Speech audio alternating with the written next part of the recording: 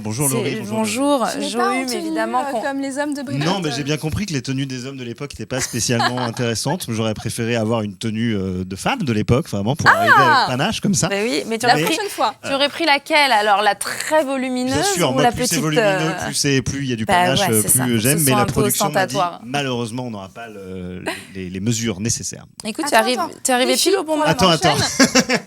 Tu veux être habillée en femme pour la prochaine? Avec grand plaisir, mais bon, il faut trouver le sujet qui convient. T'inquiète pas, je vais le trouver. Alors, avant qu'on aborde la thématique qui te concerne, j'ai Ouais. une question qui est vraiment intéressante, Virginie. On nous demande si les hommes, eux, ils étaient éduqués à la sexualité. Ah, alors, il n'y a toujours pas d'éducation On était en train de sexuelle parler pour les sexualité, hommes. Oui, mais si ça te dérange pas trop. Ça fait rêver, vraiment. Il n'y a pas de manuel, mais évidemment, pareil, les hommes se parlent entre eux et surtout, les hommes ont la pratique de la prostitution. On va au bordel, on va voir des actrices, parce que les actrices à l'époque sont aussi des prostituées. Il y a une porosité entre ces deux métiers. C'est pour ça que ça a été très longtemps mal vu. Et donc, on découvre l'amour avec des femmes qui, elles, sont expérimentées et enseignent le b.a.-ba, enseignent. Divertissent les hommes C'est serait ça. plutôt le bon mot. Donc les hommes ont accès à beaucoup plus de diversité sexuelle que les épouses qui, elles, sont tenues dans une sorte de secret. En fait, on continue à dire aux femmes pendant très longtemps que le sexe c'est mal, qu'il ne faut pas avoir de plaisir. Parce qu'il faut s'imaginer, une femme qui a du plaisir, c'est peut-être une femme qui va chercher des amants et donc tromper Oui, c'est son ça, mari. j'allais dire. Donc, il n'y a pas l'équivalent féminin. C'est-à-dire, elles n'ont pas d'amants comme les Pas hommes du ont des tout, maîtresses. Non, C'est l'adultère vraiment tabou. féminin a toujours été beaucoup plus condamné que l'adultère masculin. Et encore, Il y a devait des époques- exister. Oui, bien sûr, mais il fallait être extrêmement maligne, éviter de tomber enceinte du jardinier. Enfin, voilà. C'est sûr. On me Après, avoir demande... un enfant qui a la main verte, c'est toujours. C'est toujours servir, hein. Mais ça se voit de loin. Et il y a Laetitia qui pose une question intéressante, je trouve. Elle demande si la grossophobie existait à l'époque de la Régence, donc Alors- de la chronique des Bridgerton. Un concept qui n'existe pas dans le passé. Ça, c'est vraiment quelque chose de totalement anachronique. On ne peut pas questionner le passé avec des concepts du présent. Après, on peut se demander, est-ce que les hommes n'aimaient pas les grosses, par exemple? Le critère de beauté de C'était l'époque. Plutôt dans les codes, non, d'être volueuse, commence à arriver. voluptueuse. On commence à arriver à la minceur au début du 19e siècle. Avoir des formes girondes, c'est bien au 17e siècle. Ouais, une belle poitrine, mais taille de guêpe toujours. Et puis petit à petit, au 19e, on va vers la minceur parce que c'est une mode qui est apportée par les danseuses d'opéra. Et là, elles deviennent le nouveau standard et les femmes vont chercher à être de plus en plus minces.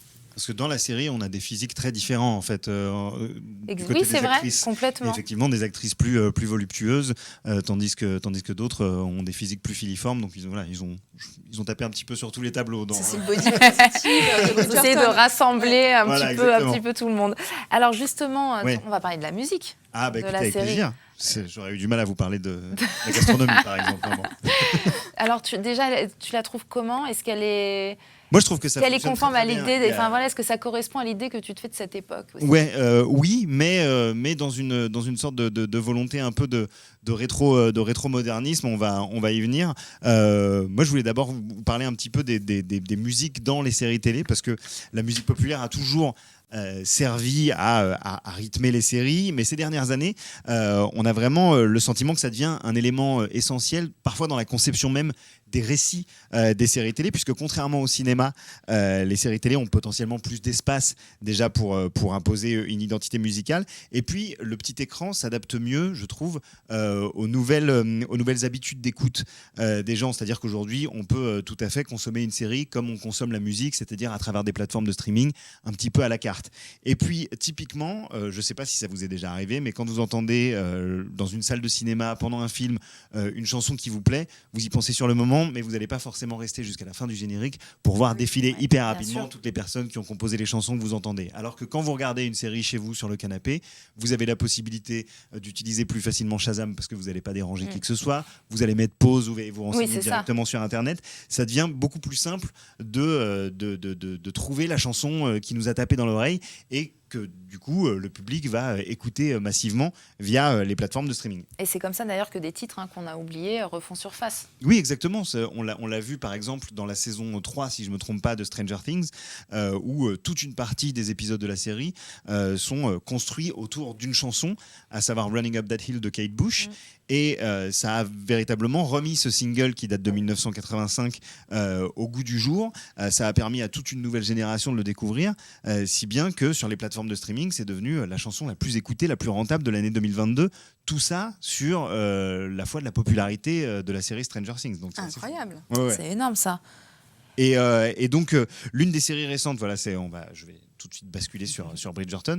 L'une des séries récentes, je trouve, qui a su trouver le bon équilibre en fait entre une musique qui s'adapte à son sujet, à ses thèmes et une volonté un petit peu de modernisme, c'est la chronique des Bridgerton effectivement, puisque une série d'époque qui se passe dans le milieu de la jeune aristocratie britannique du 19e, le choix évident c'est de composer une bande originale orchestrale et c'est l'une des options qui a été envisagée par Chris Bowers, qui est donc le compositeur du score de cette série. C'est un jeune compositeur qui a déjà un sacré CV quand même. Il a composé la bande originale du film The Green Book avec Viggo Mortensen, qui est assez sublime. La nouvelle adaptation de La couleur pourpre, c'est lui également. Le film Space Jam, la série When They See Us, la série également Marvel Secret Invasion. Donc il a un sacré CV.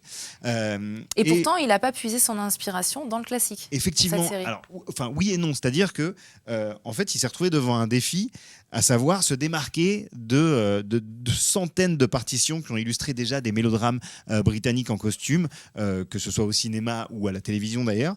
Et il a envisagé de moderniser sa partition en utilisant des samples de compositions classiques, un petit peu comme l'a fait le compositeur Daniel Pemberton sur les derniers films d'animation Spider-Man, où en fait il y a un mélange de scores orchestral classiques, mais qui sont un petit peu organisés comme des mixtapes de hip-hop, si vous voyez. Donc l'équipe de réalisation... Pardon ? Non, je vois pas vraiment les mixtapes de pop. Il faut vraiment voir Into the Spider-Verse et écouter la bande originale pour constater ça, effectivement, qu'il y a une rencontre de deux univers, de deux manières de faire très différentes. C'est ce qui a été envisagé un temps pour Bridgerton. Ça aurait pu être une bonne idée. Malheureusement, ils se sont rendus compte assez rapidement dans le processus que ça ne le faisait pas, d'autant plus que la composition a été faite durant le Covid et le confinement. Donc ça sous-entendait quand même pas mal de contraintes techniques. Ce qui fait que il s'est orienté vers quelque chose d'autre, pour une musique plus orchestrale, en reproduisant et en modernisant la musique de la période de la Régence, qui a eu lieu, si je ne me trompe pas, justement, oui, c'est ça, entre 1811 et 1820. C'est pas ça. Okay. Et alors, elle ressemblait à quoi cette musique ? Oui, période Napoléon. En plus, tu l'avais dit en début de... Même un peu après Napoléon, c'est la restauration chez nous en France après. Alors, à quoi elle ressemblait, cette musique de la période de la Régence, dont s'est inspiré Bowers ?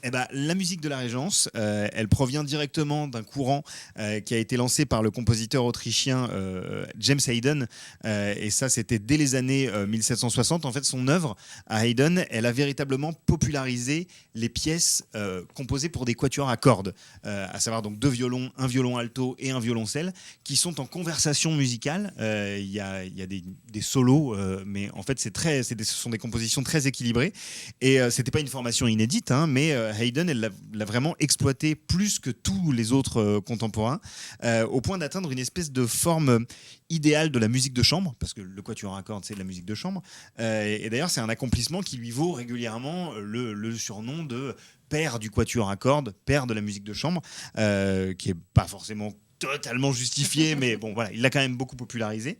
Et sur la base de ce score en quatuor à cordes composé par Chris Bowers, qui est une composition originale pour la série, toujours dans cette volonté de rétro-modernisme, la production a eu l'idée assez maligne d'incorporer des chansons pop, mais pas telles qu'on les connaît, en les réorchestrant, en les rejouant dans des versions instrumentales qui sont interprétées par le Vitamin String Quartet, qui est un quatuor à cordes, donc, venu de Los Angeles. C'est ça qui m'a semblé que dans un épisode, j'avais reconnu Beyoncé. Exactement, mais c'est souvent en fait dans les scènes de bal que ces réinterprétations remplacent la composition de Chris Bowers, et donc effectivement, ce Vitamin String Quartet qui était déjà très connu à Los Angeles ils ont une énorme discographie, et la plupart de leurs albums sont des reprises quasiment de tout un répertoire musical pop, rock, hip-hop, mais en version quatuor à cordes.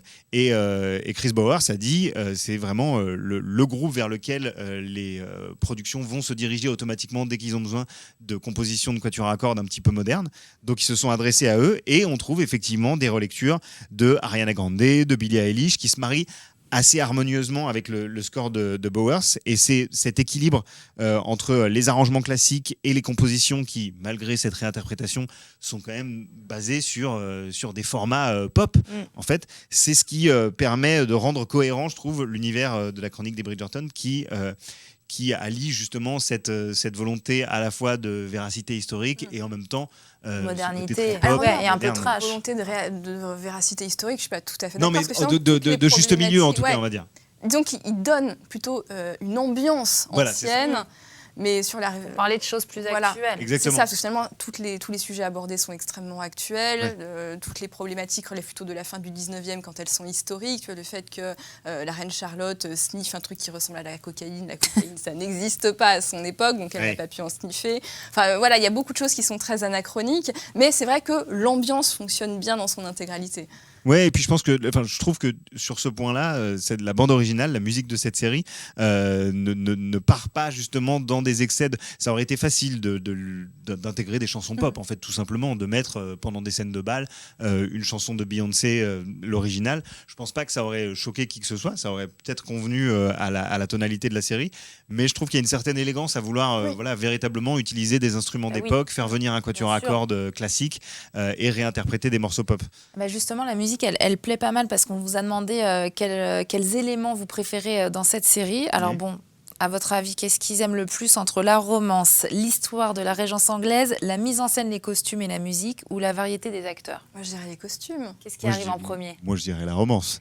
La romance, évidemment, arrive en premier. Vous êtes tellement pour avoir regardé la série accompagnée de ma compagne, en fait, moi, vous savez, c'est typiquement le genre de série que j'ai regardé en diagonale au bureau en train de bosser. Non, mais avoue, t'as regardé la série. Mais bien sûr, mais évidemment, non, mais c'était à chaque fois. Ou alors quand je regardais pas et que j'étais devant mon écran, je tournais la tête et je disais alors qu'est-ce qui se passe là? Qu'est-ce que je demandais des oui, c'est vrai que c'est quand même principalement une série de filles, on va se le dire. 53% pour la romance, 18% pour l'histoire de la Régence anglaise, 24% pour la mise en scène, les costumes et la musique, et 4% pour les acteurs. Comme quoi, en fait, vraiment, tout ce qu'on a dit là pendant ce live, tout ce qui nous fait rêver de se replonger dans cette histoire en costume, avec cette musique qui a quand même un ton d'époque. Une vraie saveur, Et puis, évidemment, sur fond de romance et de sexe, ça marche toujours, et ben voilà. Mais moi, j'ai beaucoup aimé le casting, cela dit. Oui, moi, j'ai trouvé très bien. Mais plus la saison 1. J'ai préféré la saison 1, moi. Ouais, non, mais je comprends. Mais après, peut-être que aussi, comme souvent dans les séries, il y avait le plaisir de la découverte dans la première saison. Et qu'ensuite, mais c'est vrai que la première saison, je l'ai trouvée effectivement plus tenue, plus efficace.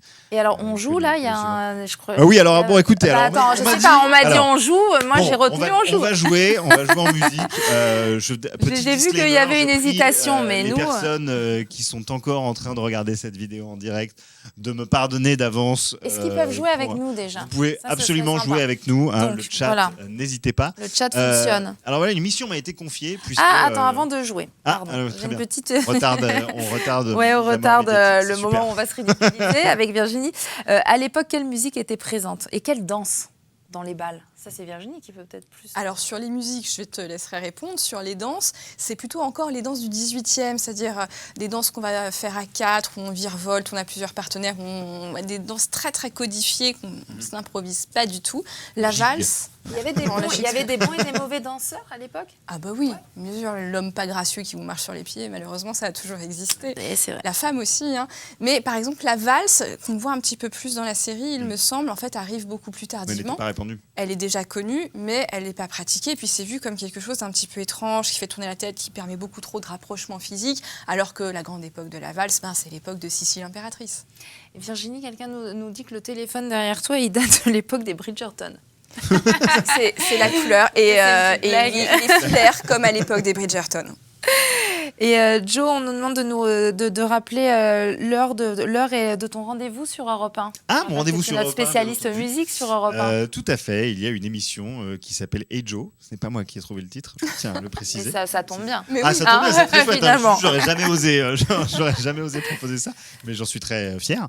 Et oui, c'est tous les vendredis, samedis et dimanches, de 21h à 22h. On écoute de la musique, on en parle un petit peu, et j'essaye moi aussi de vous raconter des histoires, l'histoire de la musique populaire, voilà, des concerts, concerts qui ont marqué l'histoire, des rencontres entre des artistes, des albums qui ont transformé des carrières. Voilà, tout ça, c'est vendredi au Ça se passe chez Joe. Et sur c'est Europe 1, bien super. sûr, sur Europe 1, évidemment. Parce que tu Évidemment. racontes très bien Oui, les histoires de c'est la vrai. musique et j'apprends J'adore plein la de choses en t'écoutant. Bah, merci Alors, beaucoup. on va t'écouter encore plus, comme ça on sera incollable en blind test. Mais donc, Alors oui, voilà, j'allais dire, préparer après un ce pour blind nous, test, c'est plus ça personne ne voudra écouter mon émission. Assurez-vous, je ne chante pas dans Hey Joe. Ah, moi jamais. j'ai très peur des blind tests parce que je ne suis pas Alors, bonne du tout. c'est pas moi grave non parce que plus. c'est l'impression un blind test pour rigoler. Je vais vous expliquer la mission qui m'a été confiée.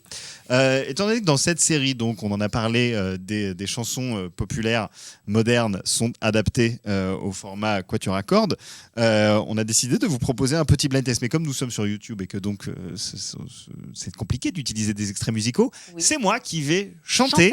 Ah, Les chansons, certaines des chansons adaptées dans cette série, mais génial. traduites Merci. en français. Oh, c'est ta traduction. C'est là que la difficulté entre en jeu. C'est ma traduction et vraiment, voilà, soyez indulgentes ainsi Bien qu'indulgents, sûr. car la chanson n'est plus mon métier depuis un moment déjà. Ne te fais pas prier. Donc, Oui, c'est ça.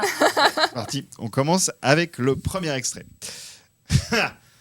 Voilà, Oh là. dans quoi je me suis engagé. Alors comme ça t'es un caïd, j'aime ça les durs à cuire, j'en ai jamais assez mec, le torse toujours gonflé mec, je suis ce mauvais garçon qui fait de la peine à ta mère, qui rend ta copine folle, qui pourrait séduire un peu ton père, c'est moi le mauvais garçon. Aidez-nous sur le chat. Da, tiri, tiri, tiri, tiri, Franchement, je sais tiri, pas. tiri, Non, moi non tiri. plus. Écoutez, je suis très vexé. Est-ce que sur le chat, ça trouve... Et sur le chat. Mais je trouve y les a-t-il paroles des extrêmement propositions intéressantes. Voilà. Ouais. Et je me Non, questionne alors, sur le contenu féministe des chansons Ah, aujourd'hui. C'est un peu ça. Ce sont des paroles qui devraient normalement être chantées par un homme, mais qui sont interprétées par une chanteuse. Guy et Billie Eilish. Exactement, C'est- Billie Eilish. Voilà, Quelle merci est la- Julie sur le chat, Julie. parce que voilà. Bravo. Ça ne vient pas Bravo, de le nous. chat. Bravo Julie. On va enchaîner avec la suivante. Alors attendez, que je retrouve mes petites paroles parce que je les ai traduites, mais je ne les connais pas par cœur encore. Ah oui, alors voilà, j'ai ça. Oh, normalement, ça devrait être plus simple. Attention, 3-4. J'ai débarqué comme un boulet de démolition. J'ai jamais été amoureuse comme ça. Ça, Tout c'est ce le que je refrain voulais, c'était, oui, briser tes murs et tout ce que tu as fait, toi, c'est me détruire. Oh, Y oui, avait toi, pas tu un- m'as détruite. Il n'y avait pas un Je suis clip avec arrivé tu sais, Nana comme Disney sur un boulet de de démolition. Voilà, démolition. exactement. Bah, il est sérieux. Oui. Ah, Miley Cyrus. Miley Cyrus, Bravo. effectivement, avec Bah, c'est Breaking grâce à Ball. toi. Voilà, alors, je Mais vous attends, j'ai proposerais bien quand d'arrêter même l'extrait, mais... pas vraiment reconnu l'air du refrain. Ok, mais c'est parce que je le chante un ton en dessous. Ah car ouais, je c'est suis ça, une personne c'est de pas sexe ta masculin, tonalité, et que, c'est bon, tout. la tonalité de Miley Cyrus, c'est déjà extrêmement compliqué à chanter pour une femme. Alors, pour un homme qui a dépassé Ok, la quarantaine. allez, c'est une plus facile. Je ne sais pas si ce sera plus facile pour Bah, moi. en tout cas, non. sur le chat, on aime beaucoup. Ah, Donc, bah, il va écoutez, falloir ravi continuer. de faire plaisir aux gens. Y avait-il des bouffons à cette époque Non, c'était passé de Non, mode. c'était Comme terminé les déjà. robes de la reine depuis- Charlotte. Ils étaient considérés comment, les artistes et les marginaux à l'époque? Comme des marginaux, tu viens de le dire, c'est-à-dire Voilà. que les artistes, peintres et le reste sont encore en train de glisser dans la catégorie entre artisans et artistes, donc pas encore reconnus pour leur valeur intrinsèque, mais plutôt comme des gens qui sont au service de commandes, même s'ils peuvent avoir un immense talent. Ceux qui sont... Lyon et autres. Non, mais ça c'est le Moyen-Âge, c'est vraiment très daté. plus chaud. Par contre, ceux qui sont vraiment à la mode à cette époque-là, ce sont les grands auteurs. C'est Lord Byron, bien par sûr. exemple, William Blake pour la poésie. Les Eux, ils intellectuels. sont des auteurs aussi, donc des intellectuels, mais des artistes de la plume qui, eux, sont au sommet et à qui on pardonne toutes les frasques. Voilà. Bah, écoutez, on Le va... chat voudrait un album de Joe Hume. Bien sûr, bah écoutez... Déjà très une bien. autre chanson peut-être. Une dernière, vraiment. Dernière, parce que t'es c'est sûr parce que le Bon, chat allez, ok. demande un encore. Bah, Alors, parce c'est que parti. voilà. C'est ça pour eux en même temps, faut leur faire hein. plaisir. Hein. Oui, bien sûr, bien sûr. Non, mais attendez, je ne vis que pour votre plaisir, le chat. Et donc, je vais vous proposer une dernière chanson pour ce blind test Allez. de la honte. Une facile. Mais non, il est fantastique. Facile, je ne sais pas. Écoutez, je vais vous laisser voir. Alors, je me rappelle la mélodie. Ah oui. On m'a appris l'amour et on m'a appris la patience et on m'a appris la douleur. Maintenant, je suis sensationnel. On me dit que j'ai aimé, que j'ai perdu, mais je ne vois pas les choses comme ça. Alors vise un peu ce que j'ai. Regarde ce que tu m'as appris. Grâce à ça, je dis merci. Suivant. Merci. Suivant. Next, Merci. next, La next. suite. Je suis tellement reconnaissante envers mes ex. Voilà. C'était effectivement. T'avais parlé d'Ariana Grande, il avait pas chanté un Si, truc, bien il y avait sûr, bien Next. joué. Ah J'avais là là. j'avais semé des indices. Bravo. Enfin, moi, j'en ai chopé aucun. hein, mais Ariana Mais Grande. si, t'as eu, ça Thank Je you. suis nulle. Ah bah, Next. sur le chat, ils avaient la réponse en tout cas. Bon, bah Bravo. voilà, c'est Bah voilà. très très fort dans le chat. On a voilà, les Non, mais auditeurs et les bien. spectateurs qu'on mérite. De Ouais, qualité. non, mais. Je pense que ta traduction aussi était fantastique, il faut le dire. Ouais, ça aidait beaucoup, j'imagine. Le sens du rythme, la tessiture, passé. tout quoi. hein. Oui, oui, il y avait vraiment un ensemble de talents réunis, voilà, d'éléments qui faisaient que le chat a trouvé les bonnes réponses. Merci. Vraiment. Tu restes avec nous, on va terminer Je l'émission reste avec vous avec ensemble. grand plaisir tant que vous ne me demandez pas de chanter. D'en à nouveau chanter en une français. autre. Voilà, Bon. mais je reste avec vous, oui. En tout cas, c'était un vrai plaisir. Bah, c'est la fin déjà, malheureusement. oui. Il faut se dire au revoir, même si on est quand même vraiment très confortable sur ce Moi, canapé. en plus, et je qu'on viens de aurait m'installer pu vraiment. continuer. J'ai l'impression d'avoir vraiment profité très peu de temps du confort de ce fauteuil. Mais tu reviendras parce qu'on a un autre chat, un jour Oui. très particulier. Ah oui. Là, je pense qu'on va avoir pas mal de choses à dire, à la fois côté historique et à la fois en cinéma, c'est le débarquement. Le 6 juin, donc on va faire un autre live sur cette thématique du débarquement. On va revenir sur les grands moments historiques de ce jour qui a changé l'histoire de la Terre entière, on peut le Évidemment. dire. Et puis sur ces films qui sont absolument terribles. Et là, il y en a, ça va être compliqué de Tu vas devoir faire des faire choix. un Faire le tri. tri Oh sur là les là films là là qui là traitent là. du débarquement. Oui, il y en a énormément. En tout Courage. cas, merci beaucoup Virginie. Merci à C'était toi, un vrai Laurie. plaisir. Merci pour tout ton éclairage.